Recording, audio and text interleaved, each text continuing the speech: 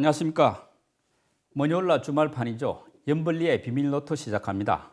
이베스트 투자증권 염성환 부장님 나오셨습니다. 어서 오십시오. 네, 안녕하세요. 이제 6월이 되니까 뭐 정식으로 여름이 되지 않습니까? 이제 정식 여름인데 네. 이렇게 시장도 계절 변수가 좀 있습니까? 요즘에는 그렇게 많지는 않은데 네. 과거에는 좀 그랬던 것들이 많았던 것 같아요. 특히 이제 제일 잘 맞는 게 1월 달. 예. 1월 효과가 거의 맞았던 것 같고 그렇고요. 그다음 저번에도 5월에 팔아라 뭐 이런 네, 경험이 있었잖아요. 예. 근데 보통 그 과정에서 7월 달 되면 또 약간의 단기 뭐 미니 랠리가 네. 서머 랠리 형식으로 나왔던 경우들이 있고 근데 8월에는 또 전통적으로 약합니다. 왜냐면 그런가요? 다 휴가거든요. 예. 펀드 매니저도 그렇고 근데 휴가 가면 소비를 더 많이 하고 그래서 뭐 경기가 좀 살아나고 그러니까 그런 이제 거 그 없나요? 펀드 매니저들도 아. 이제 포지션을 좀 줄여놓고 아, 휴가를 갔다 와서 이제 하기 때문에 살려고? 그러니까 예. 약간 시장이 좀 정체돼 버려요. 예. 그런 좀 심리 때문에 네. 그랬다고 보시면 되겠습니다. 뭐 올여름에는 좀 핫하게 예, 뭐라 날씨는 시원해도 예. 시장은 좀 뜨거웠으면은 네. 뭐 기대를 해보겠습니다. 그런데 이제 다시 돌아와서 본론으로 이번 주 증시를 보면은 별로 뭐 특징을 잘 모르겠습니다. 어떻게 시장 한 주의 시장을 한번 평가하고 시작해 보시죠. 네, 그러니까 이번 주에는 지금 증시가 그래도 이제 금요일 기준으로는 좀 분위기가 좀 바뀌긴 했는데 네. 굉장히 좀 답답했어요. 그냥 답답했죠. 그러니까 폭이 너무 좁아요. 위 아래 그 변동폭이 예. 그러니까 플러스 마이너스 2% 안쪽이에요.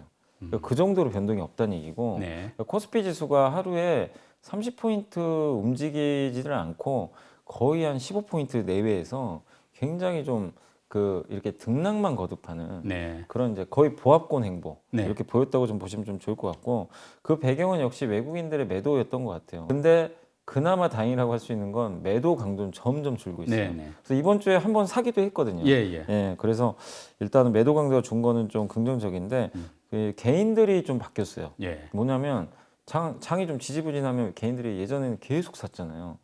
근데 이번 주 들어와선 개인들이 팔아버렸습니다. 아. 주식을 그러니까 목요일 기준으로 제가 계산을 해봤는데 예. 그 이번 주 목요일까지는 1조 원을 팔았어요. 아. 이 주간 기준으로만. 많이 팔았네. 그러니까 생각보다 물론 지수가 오르는 날은 더 팔아버리고 네. 그런 게 있었는데 개인들의 심리가 그러니까 이걸 보면 조금 불안해하는 건 맞는 것 같아요. 요새 시장이 너무 답답하니까. 그리고 반대로 이번 주에는 그 리오프닝이라고 그러죠. 경제 재개. 네. 그러니까 마스크 벗는다는 얘기가 좀 나왔잖아요. 그래서 예. 그쪽 관련된 기업들이 이제 많이 올랐습니다. 뭐 화장품, 여행, 항공업종이 돌아가면서 네. 좀 상승해 보였고 성장주는 부진했는데 역으로 이런 대형 성장주가 약하니까 사람들이 그냥 개별 기업만 보고 있어요. 네. 그래서 중소형주들이 일부 좀 강한 네. 그런 모습들이 좀 나왔고 그다음에 이번 주에 그 금통위가 한번 열렸잖아요. 그렇죠. 그래서 나왔던 얘기는 뭐 금리 인상 할 거란 얘기도 일부 나왔더라고요. 그래서 아마 내년에 한국은 아마 경기가 이 정도 속도로 좀 간다면 금리 인상 가능성은 열어놔야 될 것 같아요.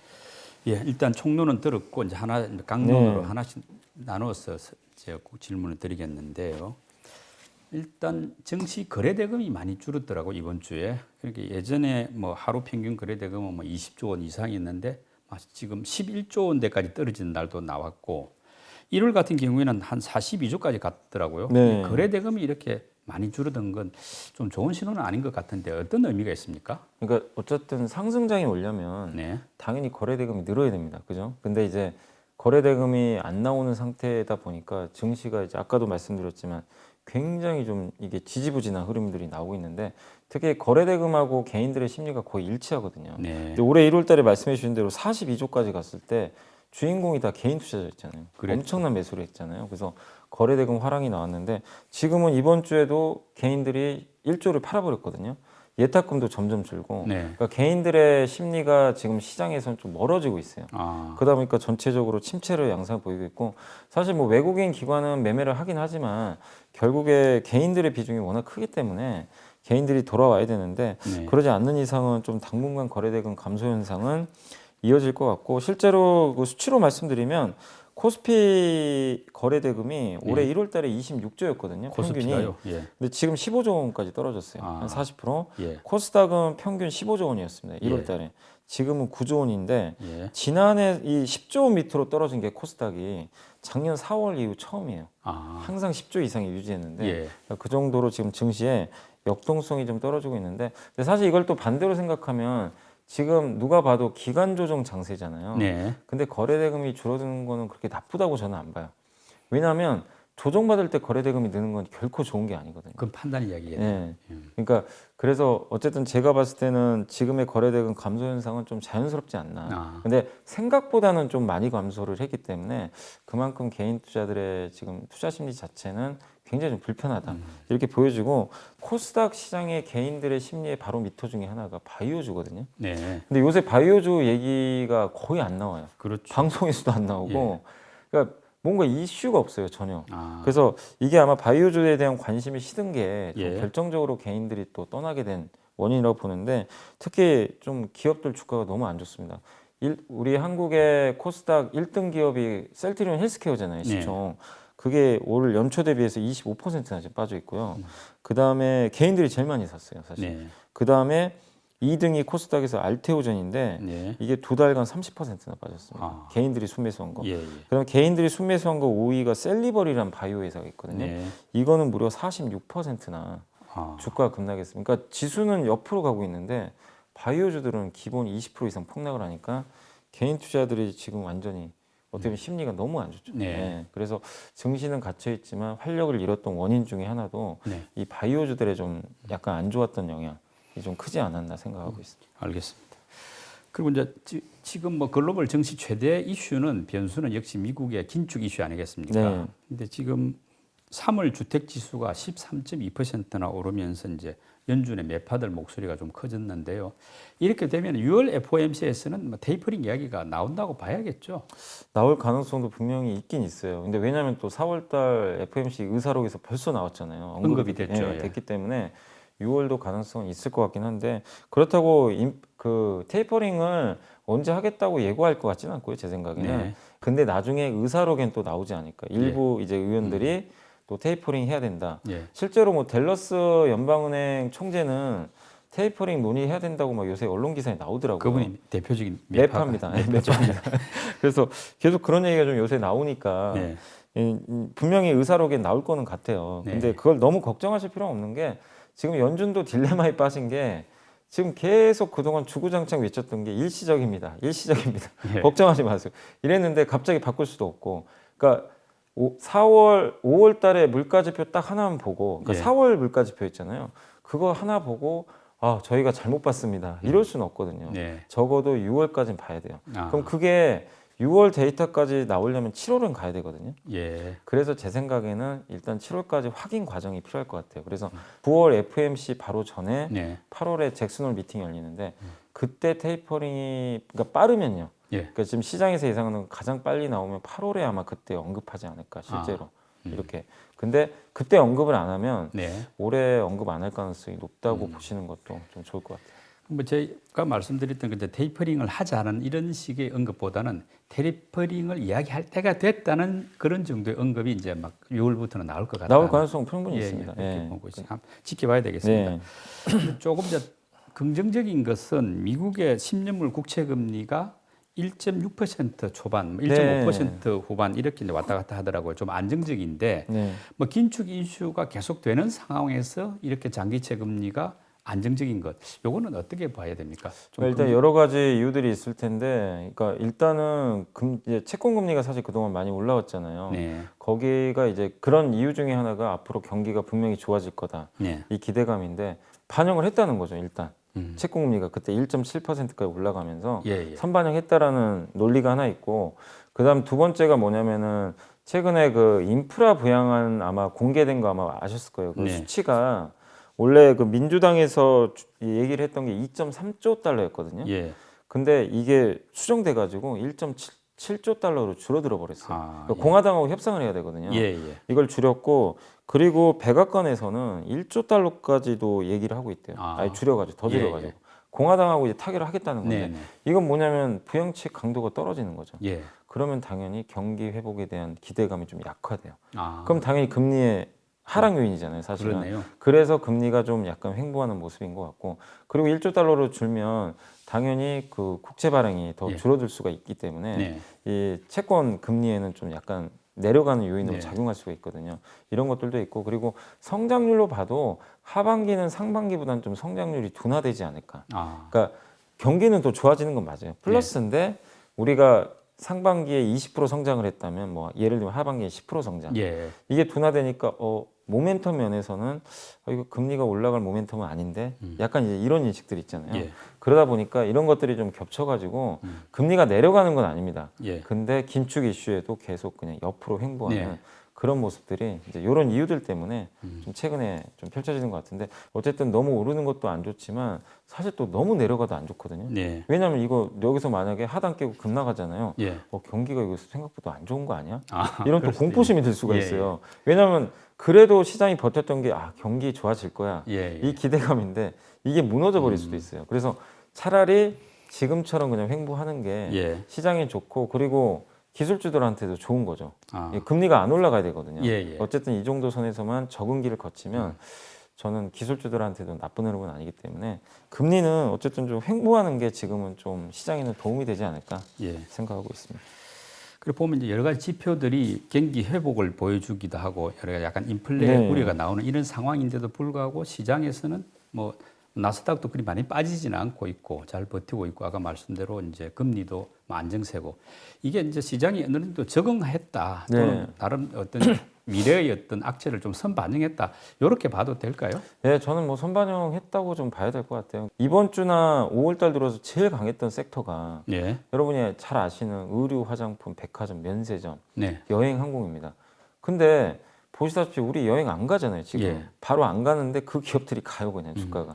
그러니까 될 걸로 미리 반영을 해버리는 거죠. 네, 근데 지금 반도체나 자동차는 역으로 안 좋잖아요. 예. 앞으로 안 좋아질 것 같으니까.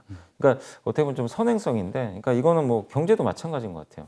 그런 선행성에 의해서 이런 것들이 금리에도 영향을 주기 때문에 네. 항상 여러분들이 앞으로가 어떻게 될 건지에 대한 그 시장, 나의 생각만이 아니라 지금 시장의 전문가나 참가자들이 어떤 시각을 갖고 있는지 경제를 봤을 때 그게 금리에 영향을 줄 거 아니에요. 그러니까 거기에 그 앞으로의 흐름에서 뭐 컨센서스가 어떤 식으로 가는지를 체크하시면 금리를 대충 어느 정도는 또 예측도 할 수도 있는 거거든요. 네. 근데 지금은 서로 좀 약간 의견들이 좀 엇갈리는 부분도 있고 하다 보니까 결국에는 그냥 금리가 좀 박스권 네. 흐름에서 움직이지 않나 하는 생각을 하고 있습니다. 예. 최근에 우리 서학개미들이 네. 미국 투자 많이 하다가 요즘 약간 유럽 쪽으로도 방향을 틀었다 이런 기사들이 있더라고요. 네. 올해 막 벌써 3억 달러 정도 샀다고 하니까 뭐 발빠른 사람들이 있는데 그 말은 결국 유럽의 경기가 몇 달 뒤에 좋아질 것 같다 이런 판단에서 시작했다고 봐야 됩니까? 네, 그러니까 그것도 맞는 얘기고, 그러니까 약간 이제 그 두 가지인 것 같아요. 방금 말씀하신 대로 유럽의 경기가 좋아지는 건 맞는 것 같아요. 네. 왜냐하면 지금 유럽의 확진자 수가 많이 줄었고, 예. 유럽 아시겠지만 미국과 마찬가지로 백신 접종 속도가 엄청 빠르거든요. 빠르죠. 예. 그러니까 영국은 이미 집단 면역으로 갔고, 그다음에 이스라엘 거의 100%라고 그러더라고요. 네. 접종률이. 예. 그래서 마스크 이제 아예 벗고 다니는 것 같고, 독일도 지금 빠르게 회복되고 있고, 생각보다 유럽이 빨리 쫓아가가지고 예. 이렇게 되면 유럽 경기 한번 베팅을 해봐야 되겠다. 아. 이런 이제 심리도 하는, 그러니까 펀더멘털적인 요인인 것 같고, 두 번째가 이거는 심리나 약간 수급의 문제인 것 같은데, 개인 투자분들 중에 올해 어쨌든 제일 많이 샀던 대표주가 테슬라 같은 성장주잖아요. 그랬죠. 미국에서. 예. 최근에 그쪽을 많이 팔고 있대요. 예. 그러니까 약간 실망한 거죠. 아. 테슬라에 대해서 너무 기대를 했는데 주가 많이 빠졌잖아요. 많이 빠졌죠. 근데 이제 손절을 하시는 것 같아요. 예. 일부. 그래서 손절한 상황에서 미국 주식을 하려니까 미국은 사실 또 많이 오르기도 했잖아요. 기업들이. 그러니까 선뜻 손이 안 나가는데 상대적으로 유럽에 대해서는 모르시는 분도 계시겠지만 유럽을 좀 약간 편하게 생각하신 것 같아요. 제가 봤을 때는 좀 예. 부담 없이. 네네. 사실 근데 저도 좀 약간 고정관념이 있었던 게 유럽은 좀 역동성이 없으니까 그냥 지수도 그냥 그랬겠지 했는데 네. 조사해 보니까 유로 스톡스 지수가 있어요. 네. 이게 유럽 대표 지수인데 올해만 13% 급등했대요. 아, 많이 올랐네. 전 세계 제일 많이 올랐어요. 예. 어떻게 보면은. 올 들었어요. 네, 예. 올 들어서 코스피가 7%, 예. 니케이가 4%, 중국이 2%거든요. 아, 그러니까 많이 올랐죠. 많이 올랐네. 그러니까 이런 이제 유럽 쪽으로 실제로 지수가 올랐는데 어쨌든 유럽 증시에 대해서 많은 분들이 뭐 시장도 좋게 보시는 것 같고 펀더멘털 좋다 보니까 이쪽으로 한번 네. 투자 포인트를 잡아서 가는 게 아닌가 생각합니다. 또 한 가지가 저는 근데 이제 뭐 개인들이 이것 때문에 샀다고는 뭐 잘 모르겠지만 하나의 이벤트가 또 남아 있는 게 네. 그때 여기 머니올라에서도 한번 잠깐 언급을 드렸던 게 9월 달에 네. 독일에서 선거가 있잖아요. 예. 총선. 아, 예. 이야기했었습니다. 네. 그게 녹색당이 지금 약간 그 후보가 40대 여성이 네, 뭐 이기고 선전한다. 있잖아요. 예, 네, 예. 그래서 여론조사에서 네네. 메르켈 총리가 이제 어차피 이제 나가니까 근데 녹색당은 굉장히 재정에 적극적인 당이니까 예. 돈을 엄청 푸는 당이래요. 아, 특히 친환경 투자도 하고. 예, 예. 그러면은 이게 유로화 강세 요인입니다. 왜냐하면 독일이 그동안 돈을 안 풀었어요. 예. 이게 되게 인색한 나라입니다. 다른 나라를 도와줘야 되는데 예. 독일 국민들이 대부분 막 그리스 보수적이죠, 도와줘. 좀 예, 되게 보수는 보수. 데는. 맞아요. 예. 근데 녹색당은 좀 약간 스타일이 달라서 굉장히 재정을 적극적으로 한다고 하더라고요. 네. 그러면 유럽 경기가 더 빨리 좋아질 수가 있어요. 예, 예. 그럼 유로화 강세잖아요. 그렇겠네요. 그러면 당연히 유로화 강세면 개인 투자자분들이 유럽에 투자했을 때 환차익을 환차익을 얻을 수가 네네. 있어요. 그러니까 이런 것까지 생각하시면 예. 유럽 쪽에 투자하는 거 저는 나쁘지 않다라고 생각하고 있습니다. 예. 근데 이제 원달러 환율을 보면은 지금 1,120원대 이하로 지금 떨어진 상태지 않습니까? 예. 그런데 뭐 그러다 보니까 외국인 매도세는 좀 소폭 꺾였는데 그렇다고 해가지고 본격적인 매수세는 들어오지는 않고 있더라고요. 이 외국인들이 어떤 이렇게 우리 입장에서 좀 더 많이 사주고 쓰면 좋겠는데 어떤 조건이 돼야 좀 본격적으로 귀환할지. 외국인 매도세가 분명히 지금 완화된 건 사실입니다. 근데 그렇죠. 이제 많은 분들이 아쉬워하는 게 옛날엔 달러가 이렇게 약하면 무조건 샀는데 네. 왜 이렇게 안 살까? 예. 그리고 지금 위안화는 더 강하거든요. 그렇죠. 위안화 엄청 센데 예. 위안화는 올라갔는데 우리 원화는 오히려 약해져 버렸어요. 네. 달러보다도. 예. 그래가지고 이제 외국인 매도가 그동안 나왔던 건데 어쨌든 저는 방향성은 우리 한국의 원화는 그동안 보면은 거의 위안화 따라갔어요. 좀 예. 시간의 차이는 있었죠. 동조화돼 있죠. 예, 예. 거의 동조가 됐기 때문에 결국에 저는 쫓아간다고 보고 있고, 근데 다만 약간 괴리가 발생했던 게 네. 중국은 지금 이제 소비가 막 불을 붙고 있잖아요. 그렇죠. 내수도 되게 크고. 예, 예. 근데 아시겠지만 한국은 내수보다는 수출인데 네. 대부분 IT, 예. 자동차, 제조업 기반인데 여기에 대한 외국인들의 약간 불신이 있는 것 같아요. 아, 이거 이제 하반기에 꺾이면 어떡하지? 예. 생산도 잘 안 되고. 예. 그러니까 한국은 중국과 약간 그게 다른 거죠. 아, 약간 이 부분에서 삼성전자, 현대차가 차지하는 게 너무 크니까. 네. 그래서 한국도 사실 원화가 강해야 되는데 그 수출 기업들에 대한 확신이 없다 보니까 펀더멘탈적인 요인 때문에 외국인이 좀 팔았고 네. 그게 원화 약세의 원인이 아니었나. 과거랑 다르게 네. 원화 강세로 갔어야 되는데. 근데 이것도 결국엔 반도체 공급 부족의 이슈라면 저는 시간이 지나면 해결될 문제라고 좀 보고 있거든요. 네. 그러면 시간차를 통해서 위안화를 결국 언젠간 따라갈 것 같아요. 네. 그래서 외국인 매도도 아마 이제 조만간 매수로 들어오지 않을까 싶긴 한데, 다만 좀 걱정되는 건 워낙 공매도를 좀 많이 하고 있기 때문에 이 공매도가 어쨌든 유의미하게 좀 줄어들긴 해야 될 것 같아요. 네. 그래서 조금 시간은 필요할 것 같아요. 그래도 최악은 좀 지나가고 있다는 거, 예. 그 점은 좀 좋게 보고 있습니다. 이 외국인 매도가 그동안 많았던 거 관련해 가지고 그 비차익 프로그램 매매라는 게 있다 이러는데 네네. 이게 뭔지 어떤 작용을 하는지 한번 설명해 주셨으면 합니다. 그러니까 이게 뭐냐면 프로그램 매매 종류가 두 가지가 있어요. 네. 근데 좀 어렵긴 하지만 선물하고 현물은 많이들 요새 예. 아셨을 거예요. 그러니까 우리는 이것만 알아놓으시면 돼요. 싼 거 사고 비싼 거 판다. 예. 그럼 싼 선물을 사요. 네.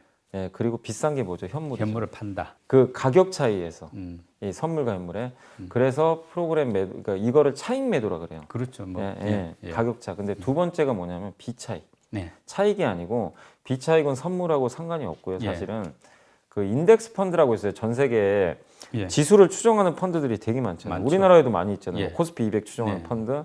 그런 데서는 기업들을 되게 뭐 몇백 개에 달하는 기업들을 다 담아놓잖아요. 예. 그래서 일일이 하나씩 하는 게 아니라 그 우리 한국 지수를 보고 조절을 해요. 예. 한국을 좀 줄여보자. 네. 그러면은 그 우리나라 200개잖아요. 코스피 예, 200이면. 코스피 200. 그러니까 이 비차익 매매의 원칙이 뭐냐면요. 15개 이상의 기업을 한 번에 매매하는 거예요. 아. 이걸 비차익 매매라고 해요. 예. 그러니까 조건은 무조건 15개 이상입니다. 네. 뭐 15 200개를 한 번에 할 수도 있고. 한 바구니에 담아 가지고 예. 예, 예. 그거를 한국 줄여 이러면은 15개 이상을 그냥 미리 다 세팅을 해 놓고 네. 다 똑같이 줄여 버려요, 그냥. 아. 그걸 비차익 매도라고 그래요. 예. 근데 지난 이제 2020년 그 코로나 사태 이후로 외국인들이 이걸 많이 하거든요. 예. 비차익 매도를 엄청나게 했다고 하더라고요. 한 예. 30초를 팔아버렸어요. 30조 작년부터 올해 작년부터 사이에. 올해까지. 그러니까 예. 많이 제가 팔았네요. 말씀드리고 싶은 거는 현물 외국인이 네. 작년 1월부터요. 네. 지금 매도한 게 40조가 넘어요. 아. 42조를 팔았는데 네. 그 중에 30조가 비차익 매도예요. 그럼 그러니까 이걸로 다 팔아버린 거죠. 60-70%가 거의 비차익. 거의 이거예요. 그러니까 예. 이게 되게 중요해요. 매도였네. 아. 이 수급에 따라서 예, 예. 증시 막 그 변동성이 확대되니까. 네. 근데 이거를 더 재밌는 사실은 이 비차익 매도를 그 2020년 전 있죠. 네. 그러니까 뭐냐면은 2009년부터 외국인이 비차익을 매수를 했대요, 오히려. 아. 2009년도 금융이 터지고 예, 나서 예. 그때부터 2020년 초까지 네. 11년 동안 산 게 거의 100조를 샀대요. 100조 매수. 예. 100조를 꾸준히 하다가 예. 작년부터 팔아버린 거예요. 30조를 예. 팔았네요. 예. 근데 거기에 대해서 의견들이 막 분분해요. 근데 펀더멘탈하고는 크게 그렇게 무관한 매도는 아니에요. 약간 수급상 예, 문제네. 수급상 문제지. 예. 한국이 뭐가 잘못돼 가지고 한국에 문제가 생겨서 막 던진다 이거보다도 사실 지난 10년간 정말 외국인이 비차익을 많이 사놨거든요. 네. 그 과정에서 좀 줄이는 과정이 아닌가. 아. 그러니까 약간 불편하지만 네. 연기금의 한국 주식 매도랑 좀 비슷하다고 저는 보고 있습니다. 예. 약간 성격 자체가. 예. 그렇게 본다면 너무 우려할 필요는 없고 여러분들이 제일 경계해야 될 건 그거 같아요. 한국이 안 좋아서 외국인이 팔고 나가는 건 그건 문제가 심각하거든요. 예. 예. 근데 그 부분은 아닌 것 같아서 아. 너무 외국인 매도에 대해서도 좀 부정적으로 볼 필요는 없을 것 같습니다. 여기서 한 궁금했던 게 예. 그 뭐 외국인이 이제 15개 종목 정도를 한 꾸름을 한- 해가지고 예, 한 맞아요. 방에 팔았는데 네. 그 15개 종목 정도면 우리가 볼 때 대표적으로 뭐 삼성전자, 현대차 맞아요. 같은 예. 이런 기업이 많이 담겨 있었겠네요. 인덱스 펀드가 이제 주로 코스피 200을 추정하거든요. 네네. 그러면 이제 코스피 200에 포함된 종목들이 다 해당되는 거거든요. 네. 그러면 이제 다 대형주죠. 네. 그러니까 한마디로 공매도 지금 할 수 있는 기업들 있죠. 네. 그 기업들만 해요, 거의 예. 비차익 매매는. 예. 나머지 그 소형 회사들은 거의 프로그램 매매는 없습니다. 네. 예. 이렇게 외국인이 이번 주에 뭐 많이 팔지는 않았습니다만 그래도 팔았는데 그 와중에 또 산 종목들도 궁금하거든요. 예. 지난주하고 어떻게 바뀌었는지 한번 들어보고 그러니까 싶습니다. 지난주에 한번 말씀드렸던 게 그때 제일 좀 특이했던 기업이 더좀비 좀 많이 네네. 샀다고 말씀해드렸고 그때 당시에 좀 눈에 띄었던 게 뭐 LG화학이라든가 또 엔터사를 좀 지난주에 세 개나 네, 샀었죠. 맞아요. 예. JYP, 하이브, 뭐 SM 네. 샀고 그다음에 일부 통신사들을 좀 샀었는데 네. 근데 이번 주에는 HM을 제일 많이 샀습니다. 근데 왜냐면 예. 이유가 하나 있어요. MSCI 지수에 편입이 됐어요. 아, 그렇게. 그래서 1등이 됐어요. 그래서 목요일 날 종가에 많이 들어왔더라고요. 예. 그래서 이제 MSCI 지수 편입으로 네. HMM이 일등. 이번 주에는 일단 예. 1등입니다. 예, 예. 2등이 카카오. 아, 카카오가 2,550억 정도. 뭐 카카오 워낙 좋으니까 예, 샀던 예. 것 같고 3등이 이게 좀 의외였어요. 요새 외국인들이 제일 많이 팔았던 게 5월 달에 반도체잖아요. 네. 하이닉스를 샀습니다. 아, SK 하이닉스. 예. 2,270억을 샀어요. 네. 근데 물론 이번 주에 하이닉스 좋은 보고서가 외국계에서 하나 나왔거든요. 네. 그래서 그 영향인 것 같고 하이브는 이번 주도 샀습니다. 아, 1,500억. 예. 그다음에 SK텔레콤이 850억. 네. 그다음에 지금 개인 투자자분들이 제일 많이 사서 좀 고통받고 있는 기업 중에 하나가 셀트리온 헬스케어인데 네. 셀트리온 헬스케어도 어쨌든 이번 주에 외국인이 샀어요. 아, 예. 780억 정도. 네. 그다음에 만년 서름을 받고 있는 그 한국전력. 예. 이번 주에 주가 좀 좋았더라고요. 네네. 예, 원전 관련도 있고 그래서 540억 아, 매수 들어왔고 그다음에 녹십자도 지난주에 이어서 이번 주에도 외국인인 440억 샀고요. 네. 그다음에 항공주도 요새 기대감 높잖아요. 예, 그래서 예. 대한항공은 418억. 그다음에 마지막으로 원자력 발전 최대 수혜주죠. 두산중공업을 정말 오랜만에 외국인이 410억 예. 정도 일단 매수를 했습니다. 네. 보니까 지난주하고 좀 달라졌네요. 예, 좀 달라졌어요. 그러니까 상당히. 한마디로 한국전력이나 두산중공 같은 원전 관련주가 조금 새롭게 들어온 게 좀 예. 눈에 띄었습니다. 네. 뭐 기관이 많이 산 종목도 한번 알아보죠, 이번 주에. 예, 기관들이 많이 산 거는 첫 번째가 삼성전자입니다. 저도 이거 좀 의외여가지고 요새 주가 안 안 좋은데도 좋은데, 예. 근데 외국인은 많이 팔아서 좀 네. 대척점이 있지만 삼성전자를 제일 많이 샀고 그 두 번째가 한국전력입니다. 아, 한국전력 한전, 외국인하고 같이 샀더라고요. 네. 그럼 세 번째 역시 카카오도 역시 카카오. 예. 같이 샀고 네이버는 외국인이 관심이 없는데 네. 기관은 좋아하더라고요. 아, 네이버. 기관이 네 번째로 샀고 다섯 번째가 이제 우리 재개될 때 수혜 대표 기업이 카지노 네. 가온랜드 예. 가온랜드를 아, 샀고요. 강원랜드. 예. 예. 화장품 회사 LG생활건강 예. 그다음에 호텔신라 면세점 이게 예. 뭐냐면 이 두 개를 산 이유를 제가 알아보니까 아마 중국의 기대 때문인 것 같아요. 네. 중국이 지금 위안화가 강세니까 네. 아마 구매력 상승 때문에 아, 산 것 같아요. 제가 예, 봤을 예, 때는. 그래서 호텔신라까지 좀 들어왔고 그다음에 통신주에서는 KT를 되게 기관들이 선호하더라고요. 예. 그래서 KT를 샀고 그다음에 아홉 번째가 OCI인데 네. 폴리실리콘 예. 예. 이번 주에도 폴리실리콘 가격이 급등했습니다. 아, 그래서 샀던 것 같고 마지막으로 셀트리온을 예. 좀 10번째로 많이 샀습니다. 예. 그리고 이번 주에 그 액티브 펀드 8종이 출시됐는데 뭐 초기 성적은 어떤가요? 초기 성적은 나쁘지 않았던 것 같아요. 대부분이 그 중에 좀 눈에 띄는 게 대부분 미래차. 네. 이름이 뭐 삼성자산운용에서 나온 게 K 미래차 액티브가 있고요. 예. 그다음 미래에셋 자산운용에서는 퓨처 모빌리티 액티브. 네. 그러니까 다 자동차와 연관돼 있잖아요. 네. 그리고 이 한국투자신탁 쪽에서도 친환경 자동차 예. 이쪽이 있어요. 그러니까 네. 이 8개 중에 무려 3개가 다 자동차 쪽에 관련이 아. 돼 있어요. 그래서 친환경 자동차 쪽에 관련된 음. ETF가 많이 출시됐는데 뭐 이 액티브 ETF는 저도 잘 몰랐거든요. 네. 근데 요즘에 이슈가 돼가지고 알아봤는데 ETF는 무조건 패시브입니다. 그냥 지수 따라가죠. 그대로 네. 똑같이 복사해서 붙여넣기죠. 예, 네. 그러니까 코스피 200 기업을 똑같이 삼성전자 20%면 20% 담고 네. 이런 식인데 액티브는 한 70% 정도의 비중은 똑같이 담는데 나머지 자금의 30%는 펀드 매니저가 알아서 운영을 하더라고요. 네. 예, 그래서 삼성전자 20%인데 나는 30% 할래. 예. 10% 더 사버리는 거죠. 재량인데, 그러니까 여기서 이 펀드 매니저의 재량이 들어가기 때문에 네. 수익률의 편차가 좀 되게 많이 발생할 수가 네. 있어요. 그러니까 그 점은 좀 유의를 좀 하시면 좀 좋을 것 같고, 그리고 실제 상장 첫날 개인 투자분들이 많이 이걸 사셨더라고요. 네. 그래서 주식형 액티브 ETF 8종에 한 100억 가까운 자금이 들어왔고요. 네. 그리고 특히 미래에셋 자산운용의 퓨처 모빌리티 액티비티 ETF 같은 이런 관련한 4개는 그날 첫날 나왔을 때 개인 투자들이 전체로 뭐 주식을 많이 샀잖아요. 예. 그 중에 5등에서 8등까지가 이 신규 액티브 ETF였어요. 예. 그러니까 많이 관심을 가졌던 거죠. 그래서 예. 실제로는 지금 좀 흥행은 성공했다라고 네. 보는 게 맞는 것 같습니다. 앞으로 좀 지켜봐야 네. 되겠고요. 그리고 이번 주에 많이 올랐던 업종은 어느 쪽입니까? 그러니까 이번 주에 좀 많이 오른 업종은 그 업종별로는 첫 번째가 화장품 섹터가 아, 16%나 올랐어요. 많이 올랐네요. 네, 많이 올랐는데 이제 왜 그러냐면 색조 화장품. 예. 마스크 벗으니까. 마스크 예. 벗어서 두 번째가 항공주가 8%. 아, 항공주. 그 다음에 스펙. 네. 스펙이 무려 8%. 예. 이게 하나의 테마로 형성이 됐는데 8% 올랐고 예. 그 다음에 전기가스 아까 한국전력 말씀드렸죠. 예. 그래서 7%, 카지노도 6%. 네. 그 다음에 이제 미디어가 엔터사들. 엔트사. 예, 예. 특히 요새 SM이 뭐 지분 매각 이슈가 있어가지고 네. 좀 많이 올라서 그 카카오하고 뭐 네이버가 네, 막 맞아요. 싸움하더라고요. 그 이슈로 좀 많이 올랐고 그 다음에 전선 업체들이 또 의외로 한 6% 올랐는데 아마 경기가 회복이 되니까 인프라 투자 기대감 때문인 것 같아요. 네. 그리고 역시 중국 기대감이 있는 면세점이 6%. 예. 그다음에 원자력 발전주가 한미 정상회담 최대 수혜주잖아요. 그렇죠. 그래서 이번 주에 5% 올랐고 네. 마지막으로 음식료 업종도 예. 한 5% 정도 반등을 하면서 네. 음식료도 이제 곡물가 상승에 따른 기대감, 네. 이제 원가 그러니까 가격 정가. 적은가. 예. 예, 그래서 이 기업들이 이번 주에 좀 많이 올랐던 것 같습니다. 네. 이런 기업들이 이제 하반기가 오니까 하반기 전망은 어떤가요?